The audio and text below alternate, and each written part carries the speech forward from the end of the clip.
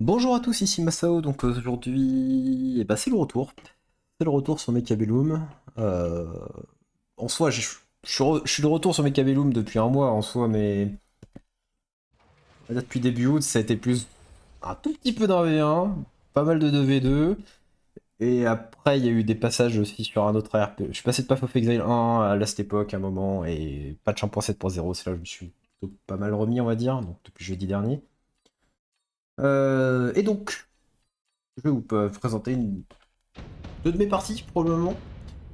Donc cette partie-là qui est contre Napster, qui est sur patch 1.7.1, parce que justement le patch 1.7.0, bah déjà je pourrais pas tout à fait mettre le replay parce que il marche pas les replays du patch d'avant. Et surtout, mon dieu, ce que c'était horrible d'avoir deux murs avec 2000 points de vie pour chaque section. Le fait qu'il n'y ait qu'un seul petit mur, ça change beaucoup de choses. Voilà. Donc de ce côté-là, moi je suis Giant spécialiste avec Tarantule plus Pro. À noter, je n'ai pas mes crates sur ma barre de mécro, mais j'ai pas encore exploité ce setup là vraiment, mais bon. Je veux juste pas jouer Carry Crow, donc de toute façon je ne cliquerai jamais sur mes crates, mais c'est deux discussions peut-être pour une autre fois si un jour je clique dessus. Si c'est une importance. Donc, et mon adversaire est Tiger Spec avec Dent de Sabre Arclight. Le problème pour moi et Tarantule, c'est que Dent de Sabre c'est littéralement le meilleur contre Tarantule. Vraiment. Donc j'ai pas envie de me mettre trop en avant. Et en étant parti un giant spécialiste, à la base, soit je voulais peut-être jouer peut-être plus agressif et peut-être mettre en place un emplacement pour foutre un abyss, ou peut-être partir Overlord ou partir Raiden, c'est des options, tout ça c'est faisable. Ou également, c'était une autre option, clear avec les tarentules, avec par exemple portée explosive, et mettre Mountain au loin, en montagne. Ou partir Vulcain et mettre Montagne, donc pour ça que je laisse aussi 4 cases ici. Ça me permet de placer potentiellement un géant à cet emplacement. Et là, il y a bien cette case aussi ici, là, au cas où. Qui peut me permettre de mettre un titan au cas où là. C'est un peu le truc spécial quand on commence quand vous cherchez à jouer des géants ou ce genre de choses. Faut vraiment vous essayer de garder des emplacements de dispo quand on permet un peu partout. Bon, sur ce premier tour, on a un problème. Hein. On va pas les dire pour tuer dans le sabre. Donc bon. Et ça, je m'y attendais. Hein. Y a pas de... C'est pas vraiment une surprise. Surtout que je suis parti avec... J'ai rajouté juste plus de chars dans ce tour-ci, donc j'ai vraiment rien fait pour contrer dans le sabre. Si je voulais faire quelque chose pour essayer de jouer contre les dents de sable dès le premier round, ça aurait été par exemple de mettre des snipers. Ça aurait été un truc, dans ce cas-là. Mais pareil dans le sabre, mais je sais pas où je sais pas si mon adversaire il était agressif d'un côté ou pas. Enfin, c'était voilà. Je sais pas exactement ce qu'il allait faire non plus. Mais perso, bah, je me suis dit, je vais prendre juste le temps qu'il faut et ça ira. Enfin, je vais juste attendre un peu, c'est bon. Donc, et une autre option aussi, non, c'était partir de Stormcaller. Ce que je vais faire ce tour-ci, d'ailleurs. Mais ça dépend également où est mon adversaire et quelle distance il est également. Parce que s'il est tout devant là, peut-être pas. S'il est tout derrière, oui. On arrive sur ce tour-ci. À noter que mon adversaire est un réel spécialiste. Hein, donc en soi, il pourrait te dire, ah, il me prouve gap, ça peut être vachement bien. Bon, c'est un peu compliqué à mettre en place des fois. Il y a beaucoup de. Il y a plus, j'ai pas mal de crocs. Je peux jouer Tarentule entière, c'est une option aussi. Bon, on est loin de ce moment-là. Surtout, je peux jouer des forteresses entières, c'est surtout ça le truc qui serait fort contre. Ici, module de déploiement. La seule bonne carte ici, je pense, c'est vraiment Advanced Shield Device ou module de déploiement si on veut commencer à faire des trucs un peu cheesy. Le problème, c'est que je me suis déjà un peu protégé contre les flancs avec les crocs à l'arrière là. Il n'y a pas grand chose qui. Enfin, il y a des choses. Pas que de rampeur gagne, hein. Il passe ici si on veut, mais ça prend du temps. Donc, il n'y a pas grand chose. Et puis, ça serait pas forcément que le module de déploiement, ça, du coup. Moi, j'ai juste skip de mon côté. Et lui, il va prendre Advanced Shield Device par contre. Et il part sur double Stormcaller, ce qui est plutôt très bien contre Tarantule Crow, faut pas se le cacher, c'est très bien. Et moi je pars sur Stormcaller parce que c'est plutôt très bien contre des dents de sable qui sont à peu près aussi assez statiques, enfin qui bougent pas beaucoup non plus. Le seul truc c'est que les dents de sable peuvent avoir l'attaque anti-missile, mais en vrai, Ça me gêne pas s'il clique dessus.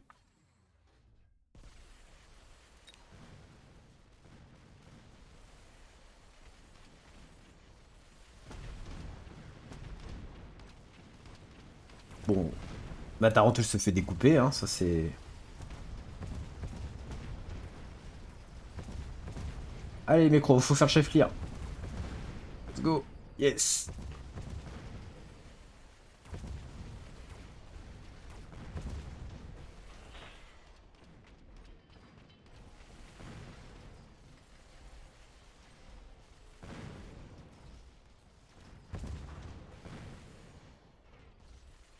Magnifique fac de Stormcaller à la fin.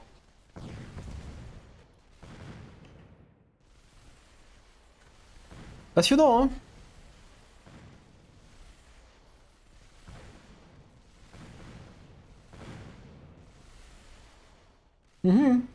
Ah là, c'est bien, yes.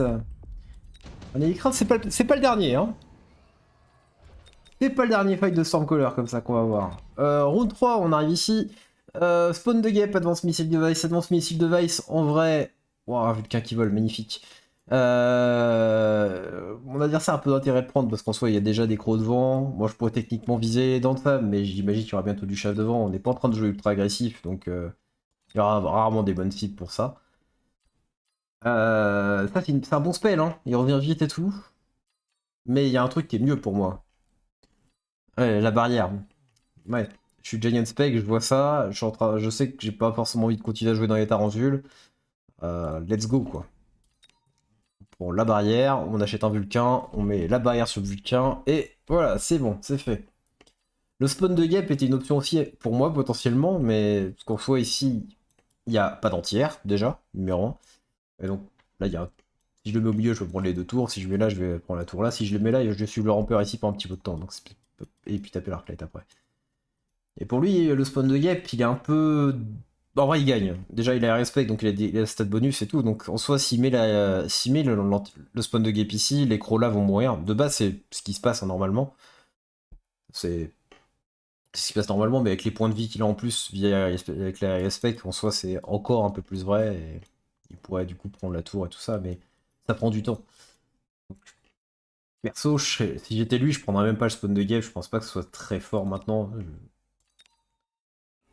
Il va le prendre, il va le prendre, mais je pense pas que ce soit le bon play. Il aurait dû juste garder de la thune pour ses déploiements. Je pense que c'était mieux que ça. Surtout que là, il va le mettre en plein milieu. Il le met en plein milieu, je sais pas pourquoi. Si j'étais lui, je le mettrais là. La tour ici, depuis le patch 1.7.1, ne tape plus en l'air aussi. Parce que sinon, avant, oui, cette petite tour-là aurait pu taper sur les gaps qui arrivent ici. Donc, ça passait pas du tout dans ce cas-là. Il part directement sur anti-missile, également.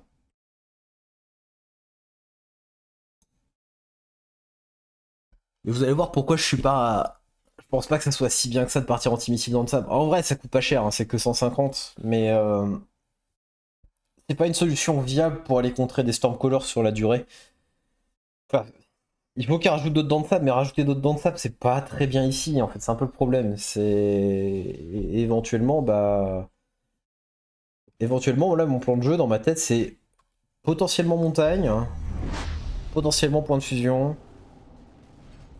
Voilà, c'est à peu près ça dans ma tête. Et dans ce cas, les dents de sable vont se faire démolir, en fait. Bon, c'est un peu le problème. A noter aussi que son clear, faisant pour l'instant quelques arclights et tout, il a peut-être d'autres soucis, il aura peut-être d'autres problèmes à régler plus tard au niveau du clear, mais pour l'instant c'est pas un souci qu'il a. Vous voyez les storms au final, oui les premières volées elles ont un peu raté et tout, mais éventuellement ça marche quoi.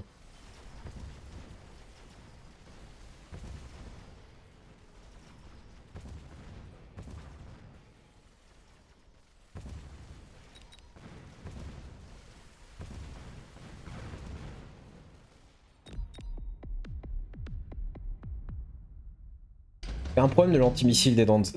Alors pas que des dents de sable, mais de l'antimissile en général. Là c'est faux sur le tour qu'on vient d'avoir, parce qu'en soi, mon Stormcaller ici a instant lock ce dent de sabre. Le truc c'est, il met un pack de chaff, ne serait-ce qu'un rampeur ou un truc comme ça, de toute façon, ma première, voire ma deuxième vague de Storm... Ma première volée ou ma deuxième volée de Stormcaller, elle serait ratée. Je veux dire, elle passerait, elle taperait peut-être quelques rampeurs ou quelques crocs, mais elle ferait pas grand-chose. Elle n'arriverait pas à taper dans les dents de sable à ce moment-là. Elle taperait pas sur les cibles importantes. Et en soi, tout le chaff qui est devant, les Vulcains, de toute façon, le Vulcain s'en chargerait. Donc c'est pas... Donc c'est pas important...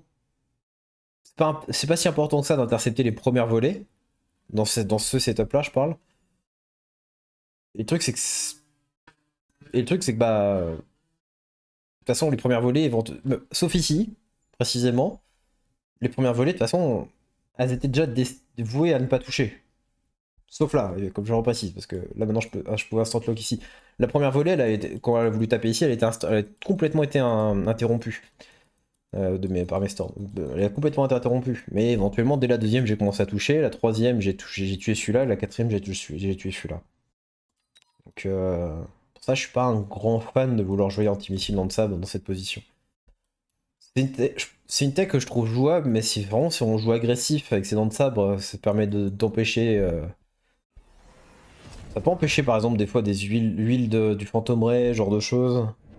Les missiles, device tout court. Ça peut être vraiment un bon truc pour foutre quand on veut mettre une bonne pression et que les premiers trucs ont vraiment de l'importance. Mais les premières volées de Storm, bah, c'est très facile à distraire d'autres manières, donc pas si important. Oui, là on est sur le round 4 drop d'unité. Donc oui, ici, globalement, ce que je regarde un peu les coûts, hein, là ça me donne 300 crédits, ça c'est 300 crédits, ça c'est beaucoup plus. C'est 600 moins 150, c'est 450 crédits techniquement Void Eye si on revend ça en 3 tours. Le problème c'est que je viens de dire le terme, c'est revendre en 3 tours sachant que j'ai déjà une tarentule à revendre. Parce que le problème des Void Eye ici c'est que... Pas assez de portée également je pense. Enfin je pourrais jouer avec... J'ai remis la tech portée sur mes Void Eye donc je pourrais m'en servir comme truc mono-cible. Mais je suis Giant spécialiste donc en soi... Comme je dis, j'ai envisagé de partir montagne ou point de fusion probablement déjà donc... Donc au final, je pense que ça, c'était pas si mauvais, mais faudrait que j'arrive à en avoir une utilité réellement, ça me demande de mettre une tech dedans dans ce cas-là. Et je parle pas de l'absorption, parce que juste l'absorption, ce serait pas grand-chose, c'est pas fou ici. C'est pour ça que je me dis, bah je vais quand même prendre Pro de Fusion, même si je suis Giant Spec et que je vais pas profiter du fait de le débloquer, mais c'est ce qui accompagne mieux ma composition immédiatement, quoi, en soi. Donc, paf, point de fusion. Mon adversaire est également parti point de fusion, parce qu'il voulait pour contrer Vulcain, hein, c'est assez logique, il n'y a pas de souci là-dessus. Ce qu'il fait ici, c'est complètement logique. Je revends l'autre Tarentule, je mets un autre Vulcain. Et...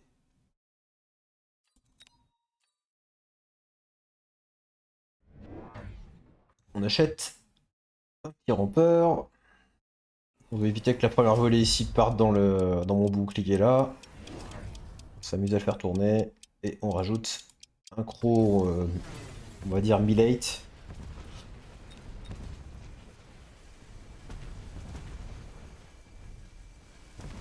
On peut regarder ce qui se passe au niveau des Stormcallers. Première volée complètement interceptée. Deuxième, il touche. Et troisième qui tue.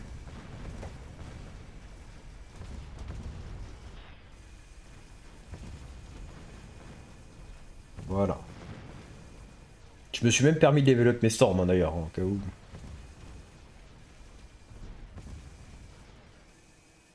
Il a déjà mis la portée sur son point de fusion de son côté, donc en soi, ça va poser un peu de problème là, voilà. Mais bon, je vous avais dit que c'était pas le dernier combat de Storm contre Storm. Voilà. Allez plus vite.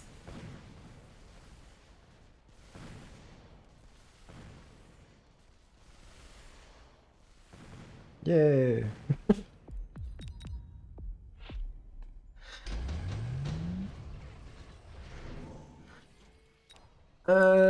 Je pense qu'ici c'est skip hein, dans ce tour-ci. Deployment module, encore une fois, le problème c'est qu'on est en train de jouer standard contre standard. C'est pas injouable, je pense ouais, il y a beaucoup plus dur de s'en servir. Donc c'est vraiment l'intérêt. Ça coûte pas cher non plus, mais il faut vraiment une cible intéressante, peut-être un truc à redéployer rapidement. qu'on n'a pas envie de revendre. Mais c'est pas mon cas dans les médias, donc en soi, pas d'intérêt. Bombard pourrait pas être trop mal. Je pourrais le mettre ici, ça peut tomber sur les Stormcallers, ça peut toucher les Late Crows, qui serait pas si mal que ça. Pour mon adversaire, le problème c'est que mes Storms, qui seraient la bonne cible à toucher avec le Bombard, bah, sont sous le bouclier du Vulcain. Donc voilà, il pourrait le mettre de ce côté-là par contre. Et l'item qui est là est trop cher. C'est un bon item. On a des unités qui ont des points de vie, donc en soi c'est pas inintéressant. C'est le souci, c'est est-ce que ça vaut 200 crédits? 150 plus 50 parce qu'on skip. Donc c'est vraiment c'est 200 crédits le coût de ça. Est-ce que ça vaut 200 crédits de dire entre guillemets je vais doubler les points de vie d'une de mes unités, sachant qu'on est en train de partir tous les deux points de fusion.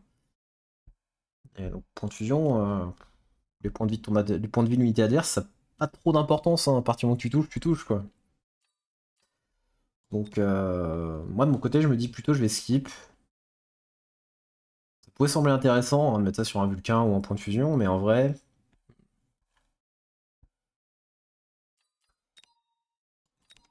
En vrai, je vais plutôt partir sur un skip de mon côté. Et lui va prendre l'item par contre. Que je vais mettre sur. Qui va mettre sur un point de fusion de son côté. Et de mon côté, je vais partir sur Vulcain porté, Melting porté. Je mets le Melting à gauche au début. Mais éventuellement, je vais plutôt choisir de le mettre à droite.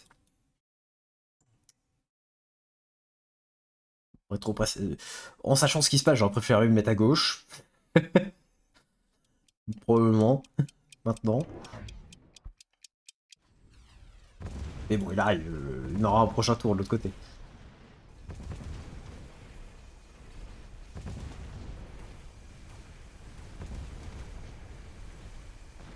Un petit souci que j'ai actuellement avec le bouclier de mon Vulcain, c'est qu'en soi, le point de fusion ici il lock un des crocs qui est dessous.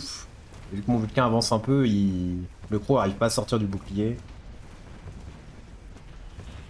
Le problème que ça fait, c'est que du coup mon bouclier se fait un peu dépop par l'attaque du point de fusion. Donc c'est pas simple à corriger comme problème. Enfin, plus de chave globalement.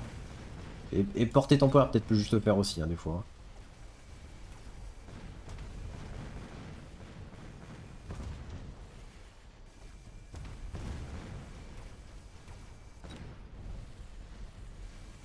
Et le problème sur ce tour-ci, c'est qu'il y a encore un peu de late chaff que j'ai pas pu tuer ici.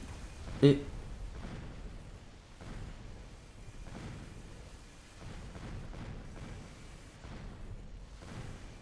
point de fusion à lock. Le Storm. Et donc, mourir.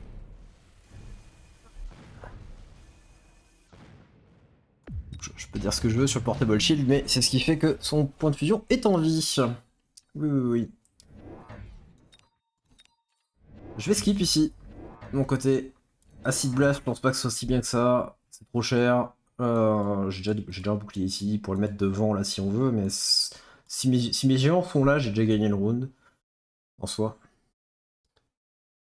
Photon, je trouve que c'était pas très intéressant parce qu'on est en train de jouer des trucs. Enfin, oui, c'est la tankiness pour un tour, mais il suffit que je connecte en fait, c'est pas important. C'est un peu mieux peut-être pour lui, parce qu'en soi ça peut peut-être rendre les ensables solides, un peu plus solides si mes Vulcains lock dessus, ce qui arrive assez souvent. Je vais plutôt prendre Ace Module qui. J'aurais pu skip aussi, mais Ace Module qui est pas un mauvais item, non, pas un mauvais item limite, et je peux le mettre sur un Vulcain. Ça va améliorer son clear, ça va améliorer son. Bah, globalement ses dégâts. Je préférais ça par rapport à skip. Ça va pas être bien cher parce que c'est assez efficace pour. C'est un très bon item globalement.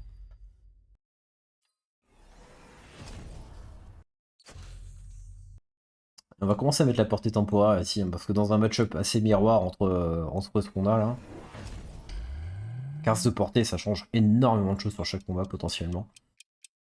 C'est important. Et on va absolument pas mettre la vitesse par contre. Le problème de la vitesse c'est quand. Alors le missile qui ici me fait mal parce que du coup mon Vulcain va mourir assez vite. Le problème de la vitesse c'est que ça fait que les crocs passent plus vite devant et on n'a pas envie en fait. Plus ils arrivent tard, mieux c'est.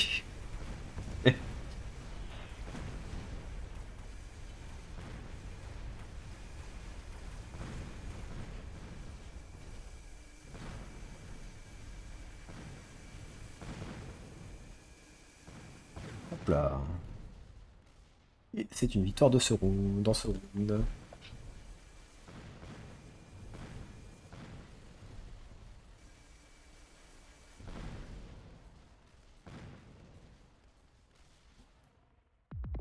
Puissance des Stormcaller.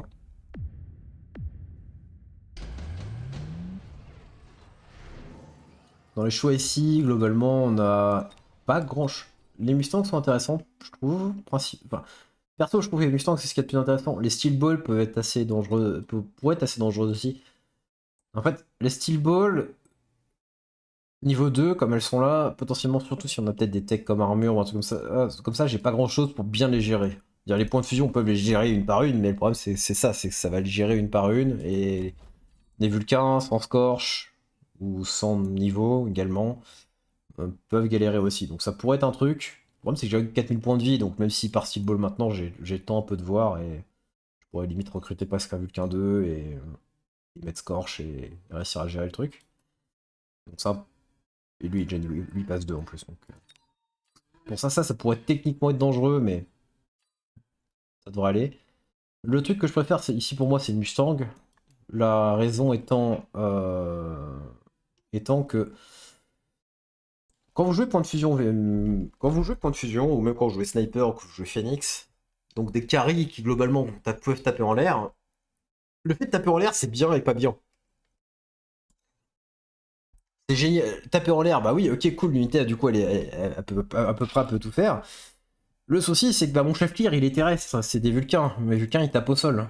Ils tapent pas en l'air. Donc s'il y a des guêpes, mes points de fusion, ils doivent tous ils doivent se charger de toutes les guêpes. En soi, j'ai tellement de crocs que je pourrais juste cliquer porter croc et ça pourrait être un truc. Le problème de mettre porter croc, c'est que ça peut faire quelques situations où les crocs galèrent un poil à passer devant nos unités. Et s'il met porté guêpe, en vrai, ses guêpes pourraient. Enfin, s'il met porté croc et qu'il met porté guêpe, ça ira encore, mais les guêpes pourraient être un problème en fait. C'est un peu ça. Puis les crocs, oui, ils peuvent potentiellement ils meurent aussi, donc faut pas. Un peu ça aussi. Donc, mettre des Mustangs, c'est du coup une bonne manière de pouvoir potentiellement gérer la menace des guêpes. Et également en fin de round, quand on est en train de combattre potentiellement avec Melting contre Melting, ou même face au Storm également un peu, nos Mustangs ils vont se mettre devant. Ils vont se mettre devant nos Melting. Et donc ça nous fait un autre late chaff en fait qui nous protège. Donc ça offre un peu et ça nous offre également une option un peu de chaff clear de fin de combat.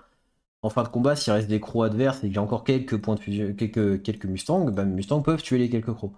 Donc c'est un peu une unité qui est assez intéressante pour ça. Je pense c'est pas une bonne unité de standard contre standard en général le Mustang, mais c'est une unité qui est assez intéressante au moins pour servir un peu de late chaff, anti-gap, ça fait un peu tout on va dire. Protection anti-gap, late chaff, et potentiellement clear late s'il n'y a pas trop de feu ou genre de choses. Voilà.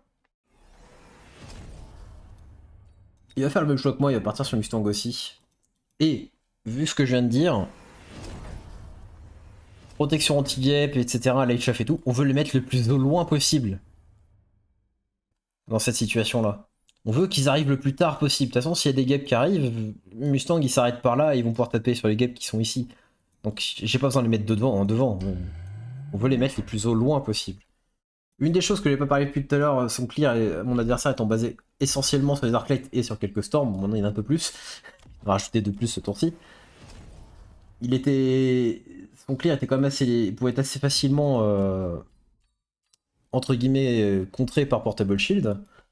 C'est, je pense, une des raisons pourquoi il est parti sur Mustang aussi, de son côté, hein, c'est pour pouvoir ajouter un deuxième clear différent, enfin un truc qui peut clear les Shitfang. Mais voilà. Et là, il part sur Stormcaller et MP de son côté. Ce qui est plutôt pas mal pour gérer les. Pour les fins en fin de combat, si ça lui permet de MP mes points de fusion, ou même pendant le combat, des fois de MP les Vulcains. Je me retrouve avancé, mais enfin, si je suis MP, je perds contre son point de fusion, de toute façon. C'est à peu près ça l'idée. C'est.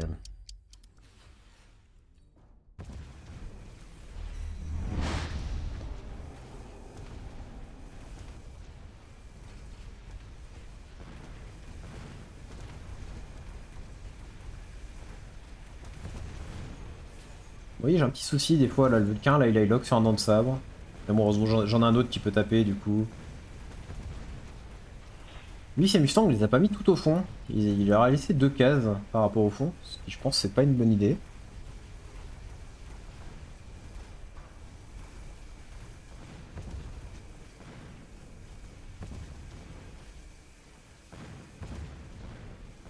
Et vous voyez un peu le problème que je vais avoir ici, là. Vous voyez, mon melting, là, il meurt, parce qu'il se fait MP.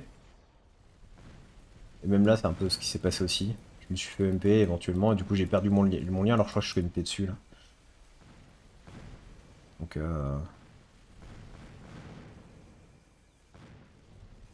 il a mis des tourelles anti-missiles de ce côté, hein. On va perdre le round, hein. Parce qu'on a clairement pas les dégâts pour tuer ce point de fusion niveau 2.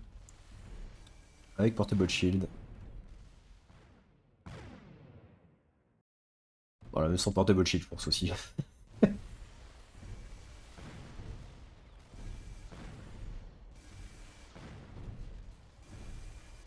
Voilà. Round 8, rien d'intéressant dans les cartes. Voilà, je skip instant de mon côté, hein. Ça, c'est juste du chat plus cher. Ça sert à rien. Pas trop tôt, trop tard. Il y a peut-être un game plan à pas se mass produce stage, mais il fallait être round 2 ou 3 pour ça. Intensive training, pas si intéressant que ça ici.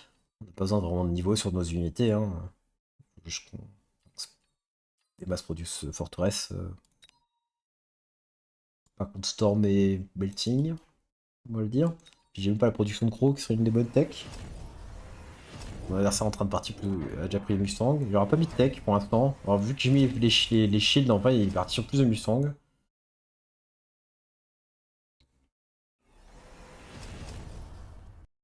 De mon côté, je vais mettre le MP sur les Storms avec la portée également. Il a la même idée que. Même idée que lui, hein.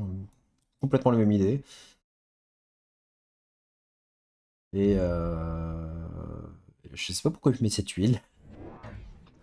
Enfin, si, quand je vois cette huile, je sais que elle va pas pouvoir être allumée pour si. Mon Vulcain va jamais taper un truc là. À part si mon adversaire joue un hacker et qu'il hack un croc, que mon Vulcain tape le croc, mais c'est pas le cas là. Et il a pas encore mis le feu sur ici, donc je me dis, ah, prochain tour, il risque peut-être de mettre un incendiary bomb sur les storms. Peut-être pas. Mais il a peut-être pas émis. Ah, mais peut-être, oui, il l'a fait. Parce que le prochain tour, il va pas le faire. Mais il a peut-être pas aimé se dire ça en voyant que je viens de mettre portée EMP sur les storms. Il voulait peut-être pas perdre la guerre de portée sur les Stormcallers. Parce que le problème de mettre incendiary bomb, on perd de la portée. C'est peut-être ça aussi. Ouais, et si c'est ça.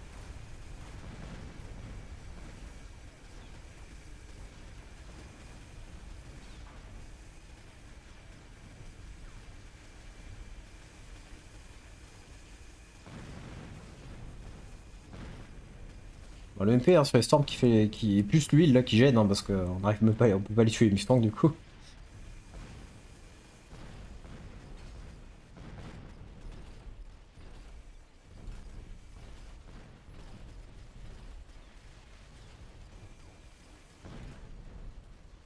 Mais de l'autre côté droit, gagne largement.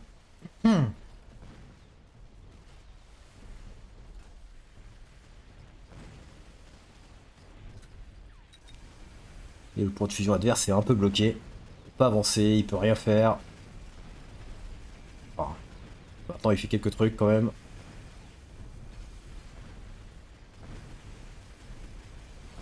Et c'est une victoire du round pour moi. Mais pas une victoire de la game. Pas grand chose.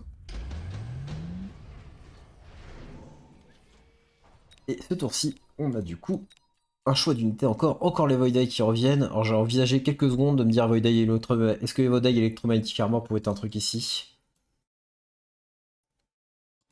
Est-ce que photon émission sur les Farsiens pourrait être quelque chose aussi? Je pense pas que photon soit quelque chose ici sur avec les Farsiens. En soi, il y a beaucoup de sources de MP, hein, on est d'accord, certes, mais le souci c'est ça dure pas assez longtemps. Si je me commence à me faire toucher par les storms alors que mon photon il est encore là, c'est que j'ai déjà d'autres problèmes en fait. Faudrait pas que je me fasse déjà toucher en fait, c'est un peu le souci. Et ça dure pas assez longtemps en fait. Donc, pour ça, je pense pas que c'est pas une option intéressante. Phoenix, trop tard pour investir dedans. Ça peut être bien un Phoenix contre Melting, hein, c'est le pire, mais là c'est trop tard. Et même si c'est un gros niveau, hein, Et du coup, là, globalement, ce que je vois, c'est thune. Juste prendre un des trucs, le revendre. Et voilà quoi. Et pour mon adversaire, c'est à peu près la même logique. Je vois pas trop d'autres choses qu'il peut faire à part prendre, revendre. Voilà.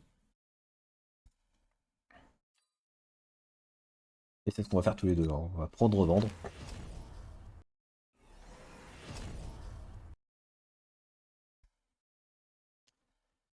Et le festival des tourelles anti-missiles de sa part, mais également de la mienne dans pas longtemps. Parce que moi, de mon côté, je me suis dit, je vais mettre encore plus de missiles en mettant l'électromatique sur les points de fusion. Et le festival de l'antimissile. Je pense Vulcain. J'avais pas cool. Le truc, c'est qu'à un moment, je me suis dit, je vais l'annuler, puis je l'ai pas annulé, et du coup, je le place. Il me reste plus beaucoup de temps. C'était. On va peut-être pu être un point de fusion plutôt, mais bon. Mais en vrai, pourquoi pas? Et en vrai, il tape. C'est pas si mal que ça, limite, il couvre un peu un. Enfin, il fait pas grand chose hein, non plus.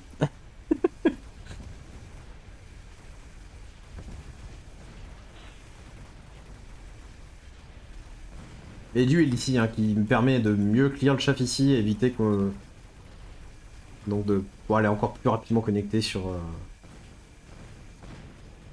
ce qu'il faut.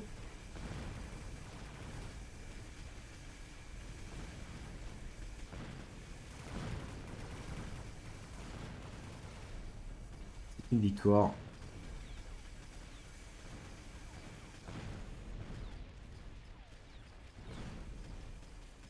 Un peu long, hein.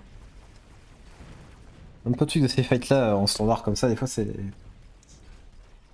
9 tours, mais mon dieu que ça prend du temps. Yes. Je trouvais que c'est. Alors, il n'y a rien de bien exceptionnel dans cette partie en soi, hein, mais en soi je suis assez content de comment je l'ai joué parce que je joue rarement ce genre de gameplay. Alors c'est assez classique d'un gameplay Giant spécialiste, hein, vu qu'il y a un melting. Le truc c'est que le melting en soi je l'ai pas débloqué par moi-même, donc j'ai vraiment profité que de 200 crédits de mon Giant spec. Mais je trouve que j'ai plutôt assez bien géré la partie. Ça aurait été plus pratique si j'avais le feu potentiellement sur Stand Color comme option peut-être également, parce que ça peut être un bon truc pour pouvoir gérer les late fang adverses des fois. Mais bon, juste les storms. Mais bon, les storms en eux-mêmes sont déjà un truc qui peut aider un peu à les gérer. Donc ça va. Donc voilà. Techniquement, ce qui peut me faire un peu plus, peut me gêner un peu plus, c'est comme je dis, ça peut être des unités médium, comme les steel ball par exemple, steel ball armure, genre de choses qui peuvent pas mal gérer, qui peuvent gêner, mais en général un peu temporairement, parce que si tu commences à avoir des vulcains un peu hauts et que tu leur mets scorch, les unités médium en vrai peuvent vraiment se faire découper assez rapidement. Donc et les points de fusion peuvent y arriver hein, techniquement aussi un par un, mais un peu long comme on l'a déjà dit. Voilà. Du côté de mon adversaire, on pourrait se dire que Mustang anti-missile pourrait être une option, mais le souci qui. Je l'ai fait tout à l'heure, j'ai essayé de le retester avec Mustang anti-missile de son côté. Le souci, c'est.